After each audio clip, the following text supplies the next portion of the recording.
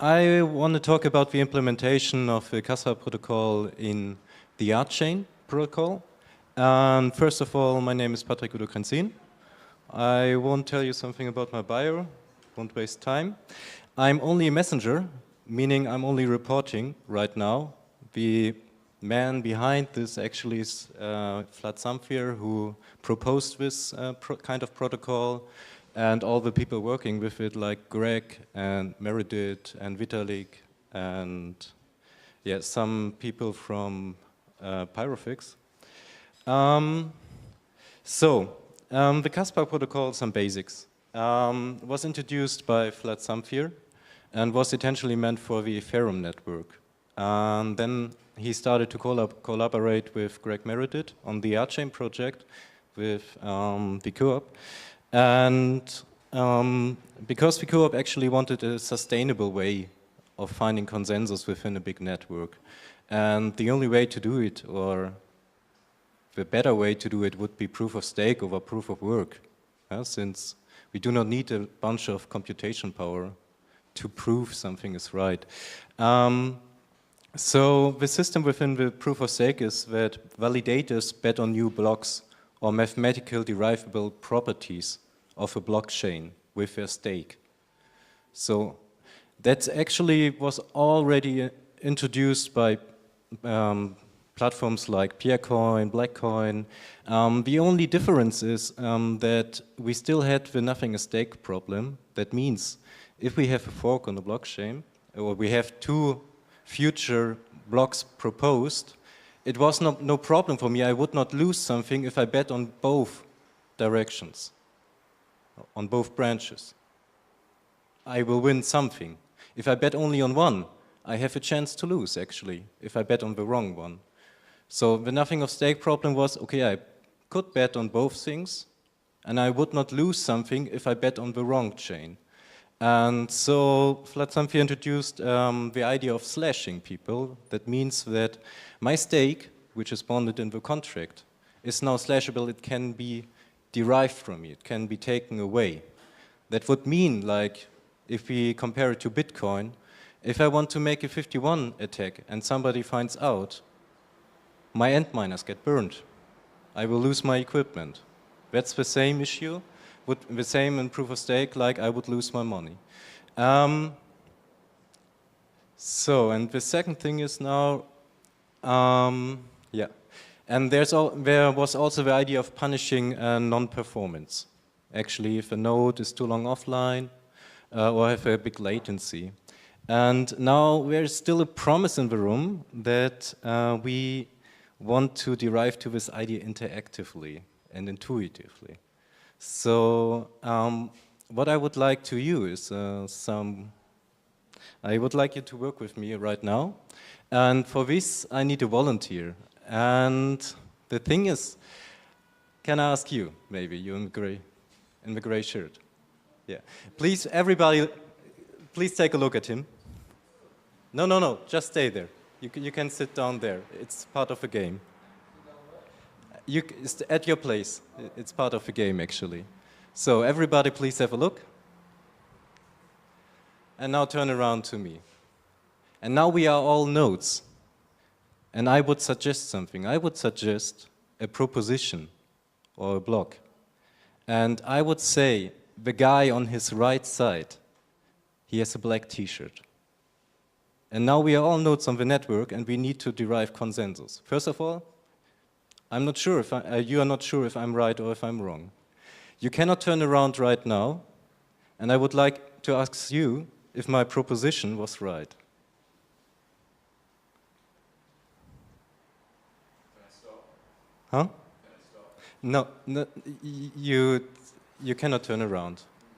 So I simply say the guy on his right side, he has a white t-shirt. I trust you. You trust me. Why you trust me? Why? Because It's your friend. I'm the main node, yeah? No.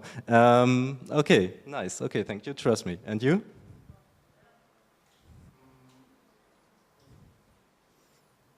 What happens if I stop? We put this away. Let's make it too complicated. We want to stay intuitively. So then I distrust You trust me too? Okay, okay, and why you trust me again? Because I also have a micro, or? No, I distrust you. You distrust me? I don't trust you. Why you distrust me? Well, it's sort of a meta principle to make your example interesting. So I'm serving the guy with the mic. Okay, your proposition is I want to make it interesting, yeah. So your proof would be it would not be interesting if any choice in the row in the front would trust me. Nice, thank you. You also Actually, trust me. huh? You also distrust you, by the way, yeah, that's true. Now I would like to have someone on the back of you. Was I right that the guy on the right side of our test person has a black T-shirt? I would like to hear it from you. Really on the back side. No, you. Yeah. No, you're incorrect. You're incorrect. Why am I incorrect? Because I can see the So your reasoning is you see him. So I'm incorrect. All right. And now we shorten it up. The question to all of you. Am I right with my proposition? Hmm? No, nobody turns. I want to hear from you, hands up, if you think the boy on the right side of our test person has a black T-shirt. Can we hear some more people from the back row? You want to hear another one? Okay, we hear all notes. Another volunteer, please, tell us. Am I right or wrong? What do you say?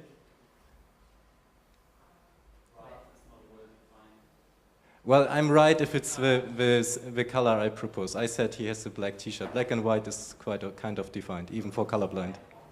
Hmm? Directionally, right. Right of the person that's a test subject. Yes. From which perspective? From his perspective. You say I'm right or wrong? You say I'm wrong. And why? Because you see him, because you sit behind him. Okay. And now hands up. Who believes me that he has a black T-shirt? Nobody. Why? Oh, thank you for solidarity. Who believes he has a white T-shirt?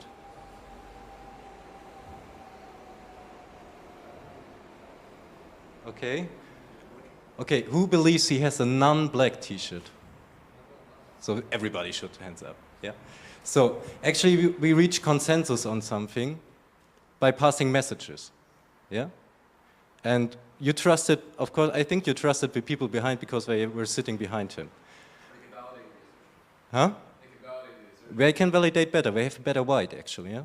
They have a better position right now, so they get more white in your decision actually. Yeah? And we also think in proof of stake, we think if the people have more money, they have more reasoning to bet right. That's one thing. So we would write, Also, as validators, they can. and he has also validators who supports him and declined me. Yeah. So this was a little game. It was promised before. It was not planned from me. It was improvised.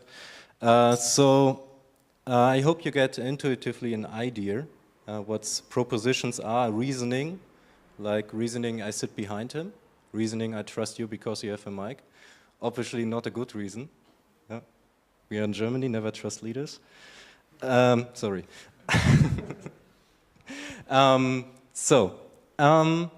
Now I want to talk about the basic concept, how the protocol works. I made nice pictures, hopefully nice pictures you will easily understand. And so the main thing is, as the whole system, we have different regions where we want validators to operate.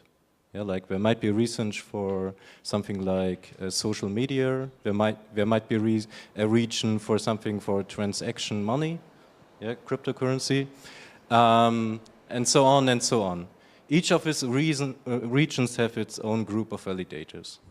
So I said we want to be able to slash other validators if they say something wrong. Now you would like to slash me because I would have manipulated the blockchain. For this you need to know me actually. We either need to be in the same region or you need to reach me over some higher level. And for this higher level we have the top level post contract under which the regions are. So in the top level post contract we have all validators are known actually. And there happens the bonding and unbonding. Bonding means that I put my stake into something and I use the stake for betting. If I make something wrong, my bond is lost. Unbonding is if I say, I want to go out of this post contract, I don't want to validate anymore, so I unbond. There also happens with slashing. So if you could, for example, you could say, he tried to propose a wrong block, I want to slash him, you want to get my stake. Yeah. So, and there will also be some rewards. I mean, if I work in a region where I validate stuff, I get rewards, I get transactional fees, and this happens on the regional level. Yeah, and the region is mostly defined of some parameters. The parameters are a maximum number of active validators. In this room, it would be 100, for example, if it's our region. A maximum number of queued validators, this would be the people who are standing outside and try to come inside this Meetup. A maximum unbounding rate. So I want this region to work. If too many validators leave in a short period of time, we cannot work. Yeah, so we cannot decide on something. Then we have a minimum bond amount. That means, okay, good. I want you to have risk into something. It makes no sense if I do not have a minimum level of stake you put inside the contract. And we have also a maximum bond amount. Since I said, okay, if you wait by our bond, by our stake, people who have a lot of coins, they may get a lot of weight. People who may get a lot of weight, micro, for example, can maybe destroy the system by bringing false propositions. Yeah? And then we also need a cryptographic evidence, so a proof of performance. So a proof of performance would be for ourselves. I said black and white t-shirt, I would test your proof of performance by asking you, okay, if this wall is white? You say yes, somebody says no, I do not want him in my group. Yeah? And so on and so on. So this information is also known by the POS contract and, of course, in the region contract. So if a validator wants to join a region, so he needs to send a message. So the future validator sends a message to the POS contract. He declares the region he wants to join, so this Meetup's place here. He gives a form of cryptographic ID. It would be your name, your Meetup account, for example. You give your purse.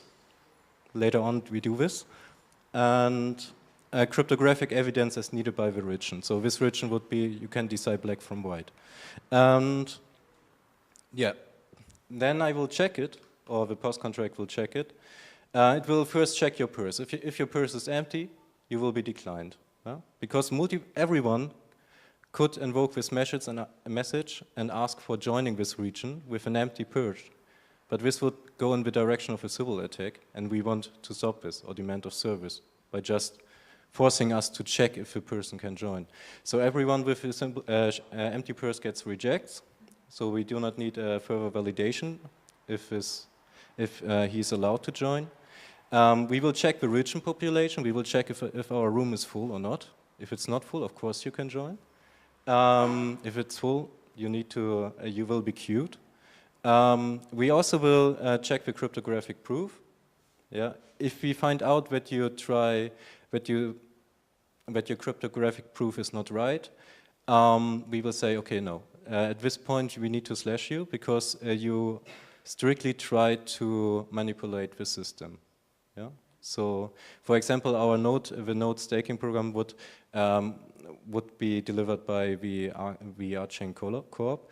And in this case, it would mean that you manipulated the software. So it would be, it would be the evidence that you try to manipulate something, and it's a reason for slashing. So if this is right, we will check your bonding amount and stake if you have enough money. And if it's valid, you will be accepted, your tokens will be bound, and your validator weights are documented in the parent block. So, and then you are added to our region. Then you're added to our meeting space. The next thing is you would like also to go outside. And so you want to unbond. And in this case, you also send a message with the information about the signature of the block after which you want to unbond, and the channel at which you want to receive your stake. This again goes through some stages. First of all, we are checking the unbonding rate. If this room is getting empty too quick, we say, please stay, otherwise it would be inertia. And yeah, if it is exceeded, we say, no, you need to state, unfortunately. And if it's valid, you will be unsigned, and the queued validator will fill your place. This queued validator will be chosen randomly. No, it's not the next one in this row, it's a random person. And then begins the post-staking time. Why do we need a post-staking time? Imagine you unbond right now, and you propose the wrong block. If you unbond, you get your stake back, you do not have any risk more in the system. So you have no incentive to play right, to play fair on the blockchain. So you could use the block again to continue it. So this would be, this would attack the blockchain. And because we want to avoid this, there will be a post-staking time around 3 to 6 months. Yeah, the next thing is, so we have bonding, we have unbonding, how it works. And we also have slashing. And slashing is something you want to punish people who behave wrong. And this can be done by any validator of us. He needs to give a proof for it. So if you would like to slash me, you would invoke a message. You give the ID of the offender, the boy with the microphone. You give a signature of the accuser, which would be you. And you also give an offense description, like, what did I say? And then you give in cryptographic evidence. That would be, yeah, I said it right now. I put this message into the room. And everybody heard it. Everybody could prove it. And then you say, okay, and then you also give a purse return channel. So the purse return channel is for, if you slash me right, and you got it right, you will get the slashed amount. Meaning you get the stake, I lose.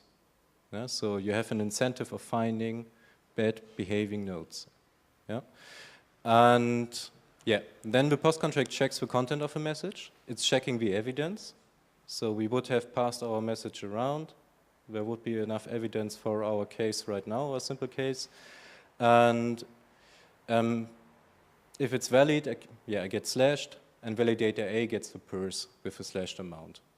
If it's invalid, it would be considered an attack by you, because you randomly tried to slash somebody. Genau.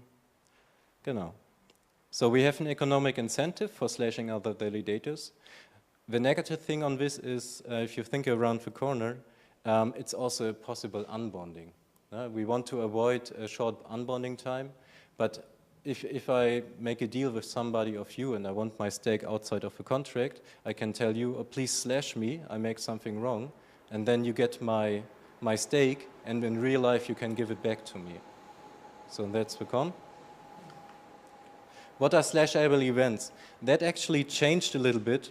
Currently, the implementation is equivocation, meaning that I say something and then I say something, say another thing, and they are not coherent to each other. Yeah? Like I say, he has a white t-shirt, and the next round I say, he's a black t-shirt. It could clearly not be right if he only wears one t-shirt. Yeah? So this would, yeah? After this slide, so just relate to the last slide. Once again? The last slide. I don't want to interrupt you, I just had a question on the last slide. Okay, after this slide, we get to the question of the last slide. Yeah, that would be an equivocation. And in future, there might be also a breach of service level agreement. That would be if some of you goes offline, simply not responding to my message I sent you. And the other thing would be you also produce invalid blocks. But in this kind, something like invalid data, invalid signature, the reason for this is it still could be something, some network issue, and it would be not nice to risk all the stakes in the first phase by not accounting for these network issues. So last slide, your question? Yeah. What is the effect of multiple equivocations in one round? And then what is the effect Okay. of Once again, please. multiple equivocations in one round? And then also, what is Yeah. the effect of having Kannst du? Okay. Where's the other microphone? I'm sorry for the recording. It's very important to have that captured. Thanks. So relating to, yeah, this. Oh, is it on? Yeah. Okay. What is the effect of multiple equivocations in one round? And then what is the effect of having a more or less costly evidence production? Evidence corruption. Production. So the cost of validating checking evidence. That's the thing. You could not compute like one price on it. Actually, it depends on how fast the network can converge. At some point, it can converge very slow, and then the cost would be higher. I cannot tell you a number, first of all, and you know, the idea here is that you bet on propositions actually, and they can be big. I can say this block comes after this, and then the next block is this one. That's a bigger proposition. That's for fasting up the system, actually. And for example, if it's so high-grained, it could take longer to come to an consensus, actually. So you need, and then the next step would be to go slower, a lower level, a finer grained, and then you might get faster to a level. Like only a small step from my current block, I validated, or the system validated, I can make a small step. Yeah.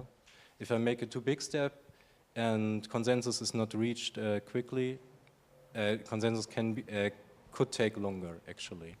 But in the whole system, if you sum it up together, the system will be faster than only betting on one block and then the next block and then the next block. So the idea is really to bet on propositions, on logical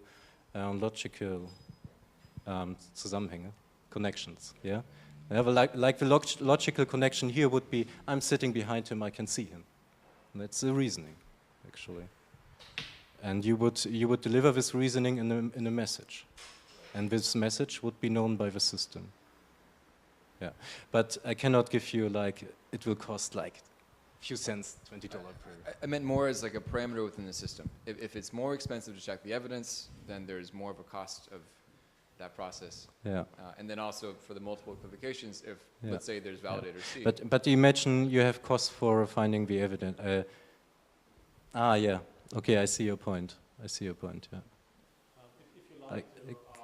This specific one I cannot answer. I know, okay, if I want to transact something as user, and I will need to pay this in transaction costs. But you're right. If I cannot benefit enough, I cannot give you an answer, actually. I would like to give you later, if I can, maybe. Maybe send him an email if you have a specific question. Yeah. He's the expert definitely on that and can check that out. Are there other questions I can hand over the microphone to? Would you like to add something? No, it's okay. I do not like the word expert, actually, but... Oh, all right. Yeah, I agree. But, you know, that term in the space, we're all learners, right? We go on. So /able events we had. Yeah, we need a soft one right now, so only equivocation is /able. Because the other ones, they could also be delivered by some network issues. And yeah, we want to keep this working at the beginning. On the next thing would be like how I get my reward. So my reward is on the local post contract level. In this way, I would ask the local contract with a message and my signature to update my balance, actually. And then the reward is calculated and the balance of the validator is updated. There are some ideas of formulas that there might be a discount factor which decreases with increasing consecutive blocks.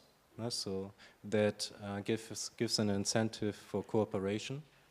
Like I'm not the only one who signs new blocks, so because my reward decreases with the amount of signed blocks, and I have a benefit if someone else, if I accept a signed block of someone else. Yeah. So the payout is again by a message. The X validator invokes a payout message to the local POS contract. It checks if it's valid. If it's invalid, you got to reject it. Yeah, like nobody else from the outside could ask for getting the return of some real X validator. And if it works, okay, you get the purse back on your channel with the amount of your reward and payout. And then, yeah, that we cleared in the beginning. It's the idea of propositions, of model logic. You can make you can puzzle together your logical system, and you can prove that it's right, actually. And yeah, if you want to get involved as a validator, the temporal nodes are like on September 2018, the testnet launch at the RConf in Berlin. You can be there live. And you can, of course, you can also start validating in the testnet, which is helpful to find bugs and stuff like that. You smile, nice. And also the next launch is in December 2018, it's a mainnet launch. And you can, if you want to act as a validator, if you want to join as a validator, simply go on this website you see here. It's 2 clicks away. Just scroll down, go under validation, and then you can sign. Then you can fill out the formula, and apply for a position as validator. And there is a special amount of coins, which will be issued to people who volunteer to validate. Keep being up to date. There are news on the RChain forum. There's a nice FUK section with further literature. And yeah, you can join the RChain Discord channel to talk with the people who are working on this project. Thank you. That was it, actually.